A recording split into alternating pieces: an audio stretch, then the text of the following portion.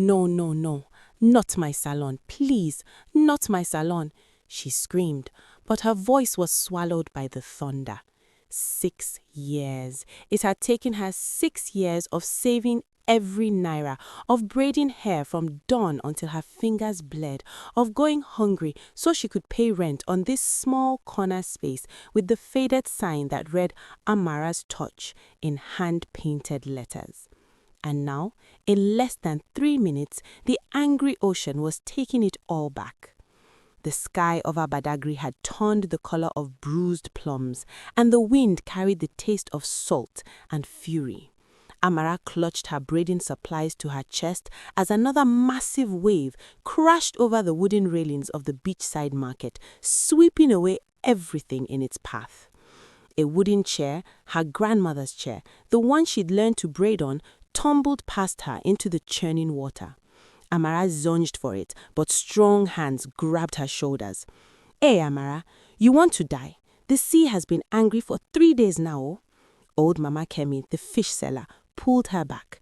They say something disturbed the water spirits, something big. You better go home before this place swallow you. But everything I have, another wave, bigger than the others, rose like a wall of liquid darkness. Amara and Mama Kemi ran.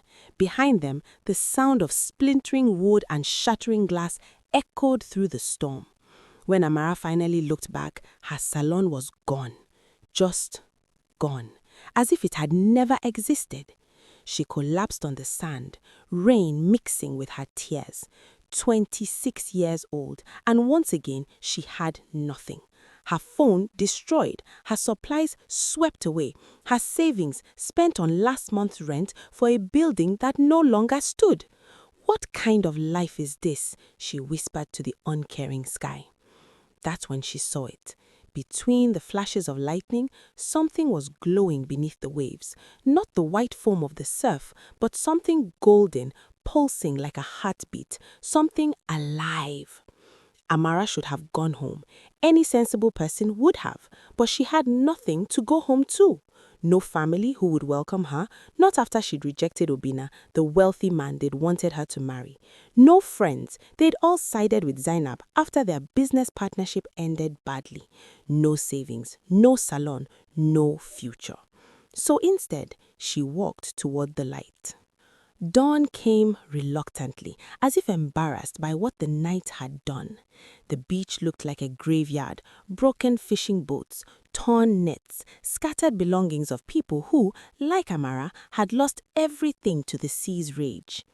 Amara had spent the night in a doorway, her body aching, her mind numb. But something pulled her back to the beach. That golden light, had she imagined it? She walked slowly through the debris, stepping over shattered wood and tangled seaweed. The morning sun was just beginning to burn through the clouds when she spotted it again, that shimmer, coming from between the black rocks at the far end of the beach, where no one ever went. What is... Her feet carried her forward even as her mind screamed warnings. As she climbed over the rocks, her breath caught in her throat. A woman lay there. No, not a woman, a mermaid. Mobeo, I've entered trouble. Amara stumbled backward, nearly falling. Mami Wata, I should go, I should... Please, the voice was so weak, so human. Help me. Amara froze. The mermaid's eyes were still closed, her chest rising and falling with obvious effort. Her tail, which should have been magnificent, was dull and scratched, but it was her hair that made Amara gasp. The mermaid's hair should have been beautiful. It was clearly meant to be, long and thick and naturally lustrous, but it was completely destroyed. Tangled in fishing nets, wound through with seaweed and sharp shells, matted with sand and what looked like plastic waste. Some sections were so knotted they'd formed into hard masses. It must have taken weeks, maybe months for it to get this bad. Please, the mermaid whispered again. My hair, I can't go back, can't breathe properly. You can speak our language? Amara's voice trembled. The mermaid's eyes opened, and they were golden, like honey in sunlight, but filled with pain and desperation. "My name, Neka. Please, I'm dying." "I don't understand. Your tail." "A mermaid's hair is her life," Neka coughed, and Amara saw blood on her lips. "It connects us to the water. When it's like this, trapped, tangled, it's like drowning slowly. I have maybe 3 days before—" She couldn't finish. Amara looked around wildly. The beach was still empty. No one came to this part anymore. Superstition kept them away. "I have no money," Neka said, as if reading Amara's thoughts. "No gold, no pearls, no magical gifts to offer you. I have nothing. I was cast out. I am nothing." A tear rolled down her cheek. Customers. About being 26 and feeling like she'd failed at everything that mattered. "My grandmother used to say that skilled hands and a kind heart could fix anything," Amara said softly. "But I don't think she ever met problems like ours." "Your grandmother sounds wise," Neka said. "My grandmother, before she was killed in a coup that brought Ekena to power, she used to say something similar. She said that every strand of hair holds a story, and every braid holds an intention. That true magic isn't about power or gold, but about the love and purpose you weave into your work." Amara's hand stilled. "Your grandmother was killed in a coup?" "That's a story for later," Neka said quickly. "Please keep walking. I can feel myself getting stronger as you free my hair. It's working, Amara. Whatever you're doing, it's working." As the sun moved across the sky, Amara continued her walk. She fell into a rhythm: detangle, separate, smooth, cleanse with seawater, repeat. Her fingers moved almost automatically, and something strange began to happen. The cave seemed to grow warmer, the light seemed brighter, and as Amara braided the clean sections of Neka's hair into temporary protective braids to keep them from tangling again, she felt something flowing through her hands. Energy, purpose, something that felt almost like magic. Neka breathed. "Amara, your hands are glowing." Amara looked down and gasped. A faint golden light was emanating from her palms, flowing down into Neka's hair with each movement.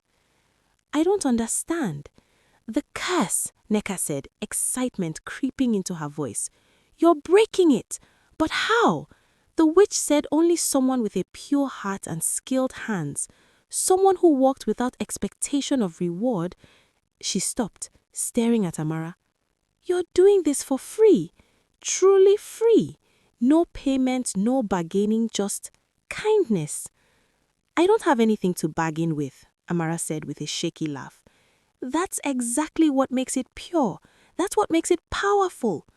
Before Amara could respond, a sound echoed from outside the cave, a sound that made Neka's face go white with terror. A horn, deep, resonant, unmistakably from the ocean. "No," Neka whispered. "No, no, no. He found me." "Who?" "Chukudi. He's here." What do you think will happen next? Smash that like button if you're hooked on this story. 3 figures arose from the waves like nightmares giving flesh. They were mermen, powerful, intimidating, their tails muscled and scarred from battle. The one in the center was unmistakably their leader. His tail was dark blue with silver streaks, and his face was handsome in a cruel, sharp way. He wore a crown of sharpened coral. Chukudi.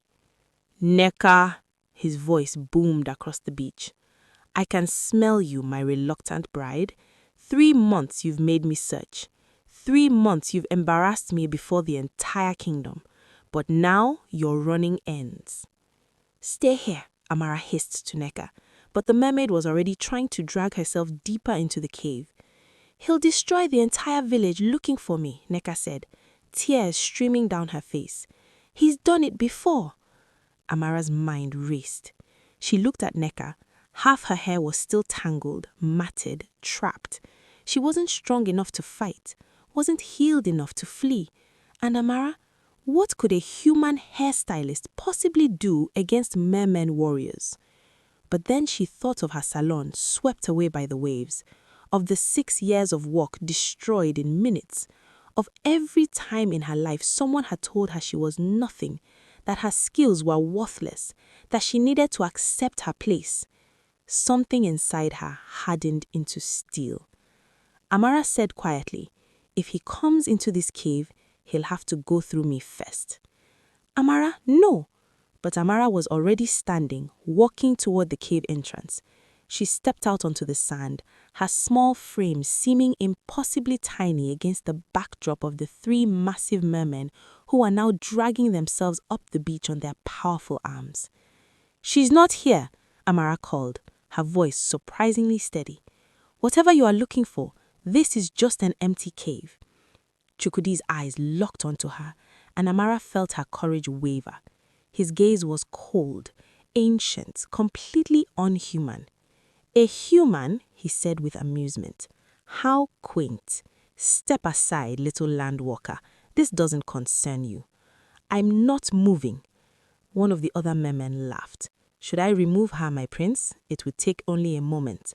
"No," Chukudi said, studying Amara with new interest. "You smell of her, of Neka. You've touched her recently." His eyes narrowed dangerously. "What have you done?" "Nothing that's your business. Everything concerning Neka is my business. She belongs to me." "She doesn't belong to anyone," Amara shot back. "And she definitely doesn't want to marry you." Chukudi's laugh was like rocks grinding together. "Marry? Oh, you sweet, ignorant child. You think this is about love, about marriage." He pulled himself closer, and Amara forced herself not to back away. "Let me educate you about mermaid politics, human. In 3 days, on the night of the full moon, there will be a ceremony, the ritual of the golden tide. Neka with her rare golden tail will be sacrificed to the old gods. Her power will be transferred to whoever presides over the ritual." His smile was terrible. "To me, I will absorb her gifts, her prosperity, her life force. I will become the most powerful merman in all the 7 seas and sea, guarded by creatures and spirits that would kill us on sight. We'd need—" "Tell me what they are," Amara interrupted, and when she looked up, her eyes were hard with determination. "Tell me what we need and where to find them." "Amara, I've spent my whole life being told I'm nothing, being told my skills are worthless, being told to accept my place and stop reaching for more." Amara stood, pulling Neka up with her. "Well, you know what? I'm done accepting. If I'm going to die anyway, I'd rather die trying to do something impossible than give up without a fight." A slow smile spread across Neka's face, the first real smile Amara had seen from her. "You know what? I think my grandmother would have liked you." "Very well, sister. Let me tell you of our quest." This is getting intense. Drop a comment with which sacred item you think will be hardest to find, and don't forget to subscribe. You won't want to miss what happens next. They began that very afternoon. Neka explained that to complete the 7 sacred braids and break all 7 layers of Adaize's curse, they needed a thread from the ancient Iroko tree in the sacred forest, 3 tears from the mountain leopard of Adamawa, sand from the desert of forgotten dreams, a feather from the thunderbird of the storm peak, a scale from the rainbow serpent of the crystal caves, water from the river of truth, and finally a strand of hair from the ocean witch Adaize herself. "The last one is impossible," Neka said flatly. "Adaize never leaves the Ocean Lord's palace. She's too paranoid about assassination." "Then we'll worry about that one last," Amara said. "What about the others?" Neka pulled out a crude map she'd been carrying in a waterproof pouch, one of the few possessions she'd managed to keep. She spread it on the cave floor. "The ancient Iroko tree is closest, only about 3 hours' walk inland, but it's guarded by the forest spirits. They don't like humans. Any advice? Don't lie to them. They can smell deception. And don't touch anything except what we need. That's it. And try not to die." "Super helpful. Thanks." But there was a more immediate problem. "Neka," Amara said carefully, "you can't walk. How are we going to—" Neka reached into her pouch again and pulled out a small carved bone amulet. This is a leg charm. It's expensive magic borrowed from a witch doctor I helped once. It will give me human legs for 6 hours at a time, but she hesitated. It hurts badly, like walking on broken glass, and I can only use it once per day or it will kill me. Then we use it wisely. Let's start with the iroko tree. Neka pressed the amulet to her tail, whispered words in a language that sounded like rushing water, and screamed. Amara watched in horror and fascination as the golden tail split, reformed, transformed into 2 human legs. Neka collapsed, gasping, tears streaming down her face. "I'm fine," she managed. "It always feels like this. Give me a moment." While Neka recovered, Amara gathered supplies. She found a discarded tourist backpack on the beach, surprisingly intact. In it, she found bottled water, some energy bars, and miraculously, a small sewing kit with scissors and a comb. It wasn't much, but it was something. By the time the sun was beginning to sink toward evening, they were ready. Neka walked with a severe limp, wincing with each step, but she walked. They headed inland, away from the beach, into the dense tropical forest that covered the hills above Badagry. The sacred forest was older than the city, older than memory. The trees grew so thick that even in afternoon sunlight, the interior was dark and cool. Amara had heard stories about this place her whole life, how people who went in sometimes didn't come out, how strange lights danced between the trees at night, how the forest had a consciousness of its own. "Stay close," Neka whispered, "and remember, truth only." They walked for an hour before they found it. The ancient iroko tree rose from the forest floor like a cathedral, so massive that 20 people holding hands couldn't have encircled its trunk. Its roots spread across the ground like gnarled highways, and its canopy was so high it seemed to touch the clouds. "Now what?" Amara whispered. "Now you ask permission." "Ask who?" As if in answer, the air around them seemed to thicken. Shapes materialized from the shadows, not quite human, not quite anything else. Forest spirits, dozens of them, their eyes glowing faintly green. One stepped forward, taller than the others, wearing a crown of living leaves. "Humans," it said, its voice like wind through branches. "You dare approach the sacred tree?" "Great Spirit," Neka said, bowing deeply. Amara quickly copied her. "We come seeking a single thread from the iroko bark. We mean no disrespect, and we ask humbly for your permission." "Why?" the spirit demanded. "Why do you need what is ours?" Amara stepped forward. The next 2 days blurred together in a haze of impossible challenges. On the second day, they traveled to the mountains of Adamawa.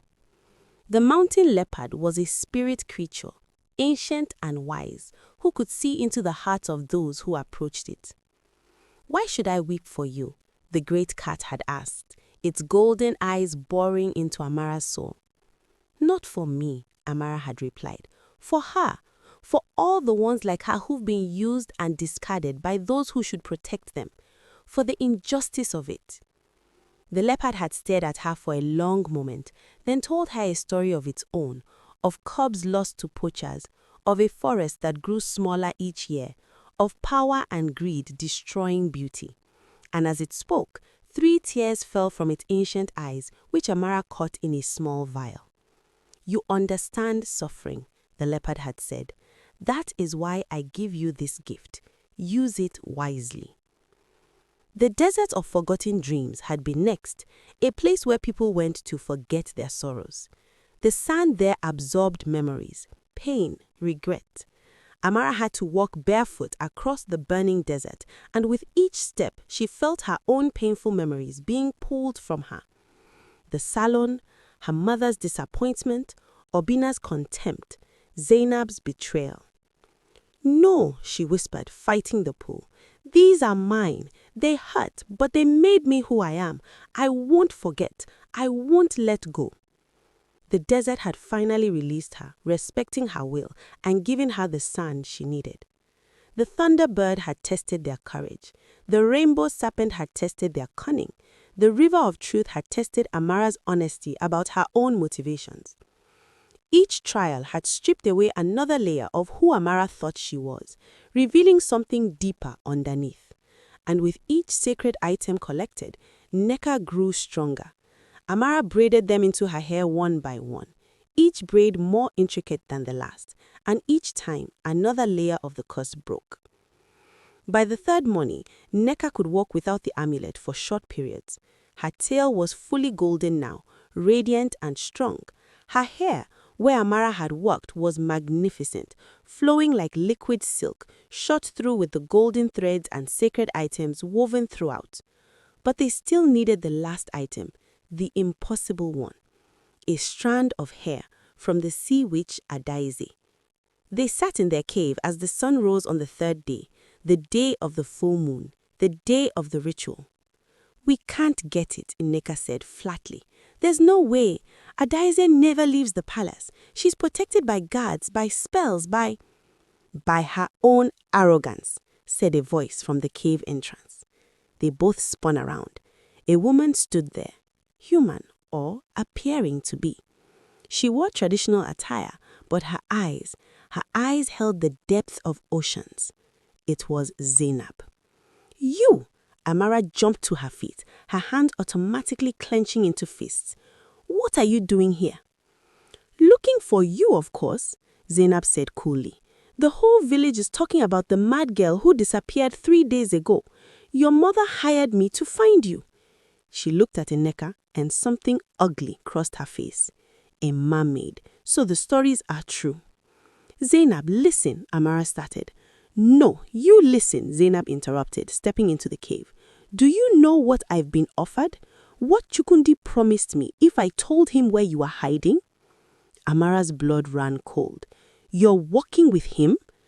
"An underwater kingdom of my own, wealth beyond measure, real power, not just braiding hair for market women who pay in promises." Zainab's voice was bitter. "You always had the talent, Amara.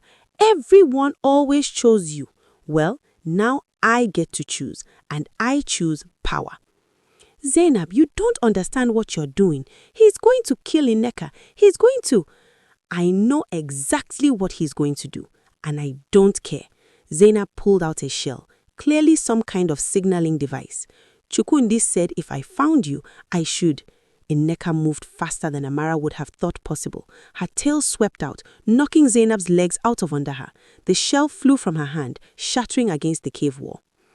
"You bitter, small-minded fool," Nneka hissed. "You would sell your own friend's life for a promise from a murderer?" Zainab scrambled backward, fear finally showing in her eyes. "I'm not afraid of you, fish," Nneka said, and for the first time, Amara saw the royal bearing in her, the queen she was meant to be. "But I won't harm you. You're not worth it." "Guards!"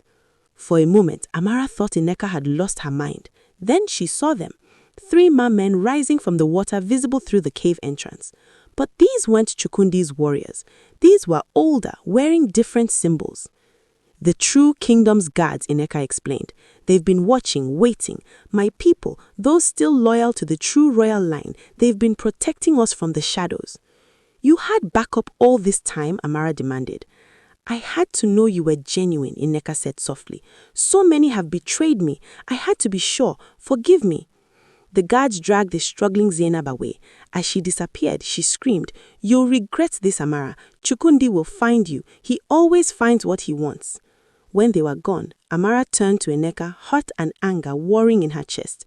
"You tested me all this time?" "No, not tested," Nneka struggled for words.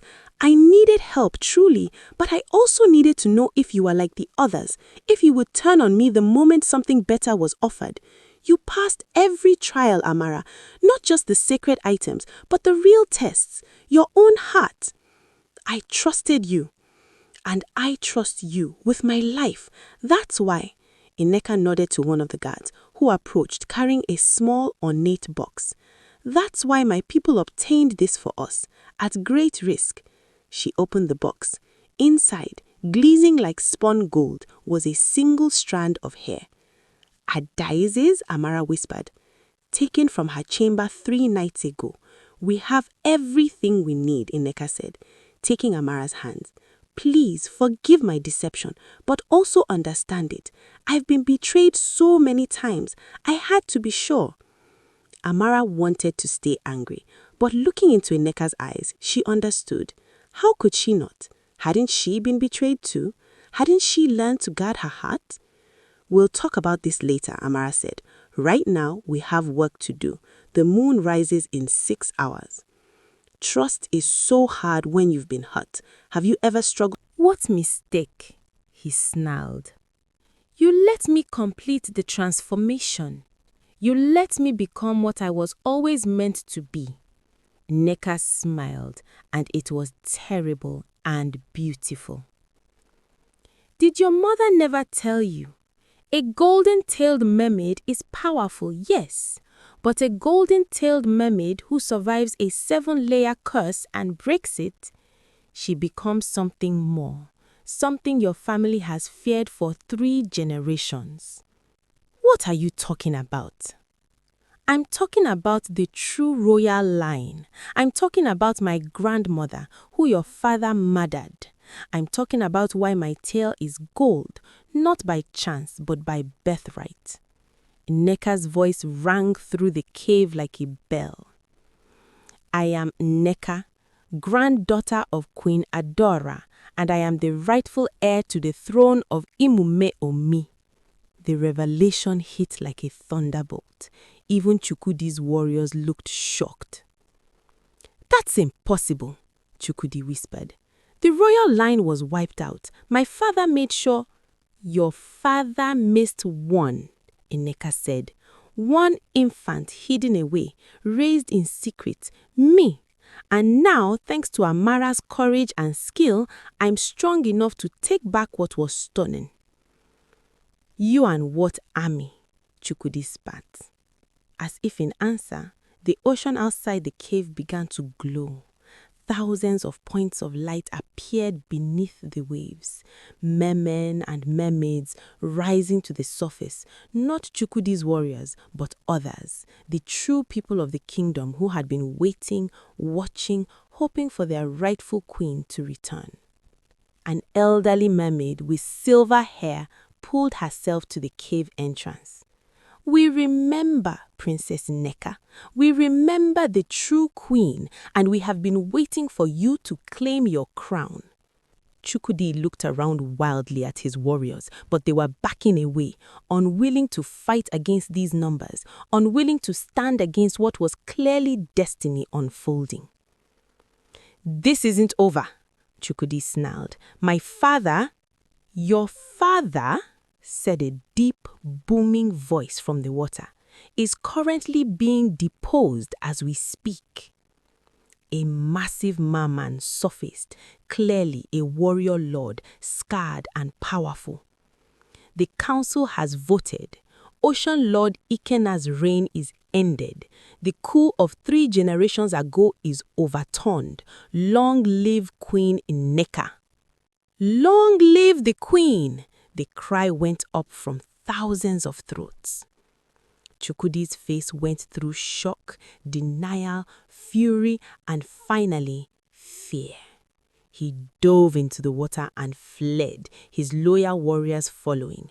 No one pursued. It was over. Nneka turned to Amara, tears streaming down her face. I'm sorry, she said. I'm sorry I kept this from you. I couldn't tell you who I really was until I knew you wouldn't use me either. Amara finished. I understand. And Nneka, I'm happy for you. You deserve this. I couldn't have done it without you. Nneka pulled Amara into a fierce embrace. You saved my life. You gave me back my crown. How can I ever repay you? You don't need to, but I want to. Amara, you are a hair priestess, whether you fully understand it yet or not. Your gift is rare, powerful, precious. Let me help you understand it. She paused, thinking, let me give you a gift as great as the one you gave me. That evening, as the full moon rose over a suddenly calm ocean, Nneka sat on the beach with Amara. The newly crowned queen had work to do, a kingdom to reclaim, justice to restore, her father's killers to face. But first, she had a promise to keep. The ocean is grateful to you for saving me, for restoring the true line, and the ocean pays its debts." She gestured, and the waves began to wash up onto the shore. But instead of seaweed and shells, they brought treasures, rare shells that glowed with inner light, pearls the size of eggs, strands of what looked like living coral that could be woven into hair for eternal beauty. Every morning, the ocean will bring you gifts, materials for your work, resources to rebuild your salon 100 times over. You'll never lack for anything again. Nneka, that's too much. It's not nearly enough, but there's more. Nneka took Amara's hands. Word of your skill will spread, not just in Lagos, Abuja, but across Africa, across the world. People will travel great distances to have their hair braided by the woman who saved the Ocean Queen. Your salon will become legendary. But I don't have a salon anymore. Look, Amara turned. On the beach where her old salon had stood, something was being built. Dozens of people, villagers, Nneka's followers from the sea, even some of the land spirits from the forest were working together. In just 3 days, they'd built something beautiful. A new salon, larger than before, with walls that seemed to shimmer with protective magic. A sign was being painted as Amara watched. Amara's touch, where hair becomes destiny. "How?" Amara whispered. "You saved a queen. Queens have resources." Nneka smiled. "But the real gift isn't the materials or the salon or even the magic. The real gift is this. You found yourself. You know who you are now. Not Obina's rejected fiancé, not your mother's disappointing daughter, not Zainab's rival. You're Amara, granddaughter of Aduni, hair priestess of the modern age, the woman who does impossible things because she has the courage to try." Tears streamed down Amara's face. "I don't know what to say." "Say you'll visit me sometimes. The Ocean Palace has terrible hairstylists." They laughed through their tears, holding each other as the moon rose higher. Over the next few months, everything Nneka promised came true. Amara's salon became famous. People traveled from Lagos, Abuja, even London and New York to have their hair braided by her. She discovered that her ancestral gift allowed her to weave not just beauty into hair, but healing, protection, even destiny itself. Women who'd lost hope found it again in her chair. Sick children felt better after she braided their hair with healing intentions. Did you love this story? Like this video, share it with someone who needs inspiration today, and subscribe for more amazing African folk tales. Drop a comment telling us what you want to see Amara do next. Your support means everything to us.